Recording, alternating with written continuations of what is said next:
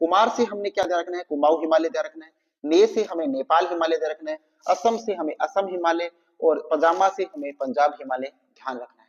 अब इसकी दूरियां कितनी कितनी है देखिए, कुमाऊं हिमालय की जो लंबाई है वो कितनी है, वो है 320 किलोमीटर की लंबाई है कुमाऊं हिमालय की।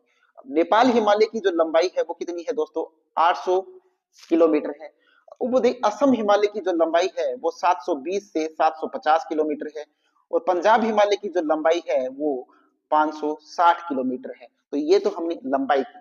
अब देखिएगा, अब जो है दूसरा देखिएगा कि कार्तिक में देहाती लोग शीशम लगाते। इस ट्रिक से हम क्या पढ़ेंगे कि ये जो हिमालय है, कुमाऊं हिमालय, नेपाल हिमालय, असम और पंजाब हिमालय, ये कौन कौन सी नदियों के मध्य स्थित है। तो काश से आपको ध्यान रखना है, क्या काश से हमें काली नदी और सतलज नदी के मध्य कौन सा स्थित है, कुमाऊं हिमालय स्थित है। कार्तिक से क्या ध्यान रखना है, का से काली और ती से तीस्ता नदी।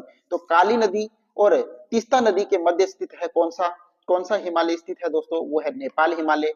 और अब देखिएगा यहाँ पर देहाती देहाती, और इस देहास और इस ती से आपको रखना है, देह से आपको देखना है कौन सी नदी, दिहांग नदी, दिहांग नदी। और टी से आपको रखना है तीस्ता नदी। इन दोनों नदियों के मध्य स्थित है वो कौन सा है, असम हिमालय स्थित है। अब देखिए आगे शीश, इस शीश से आपको रखना है इस सी से रखना है आपको सिंधु नदी।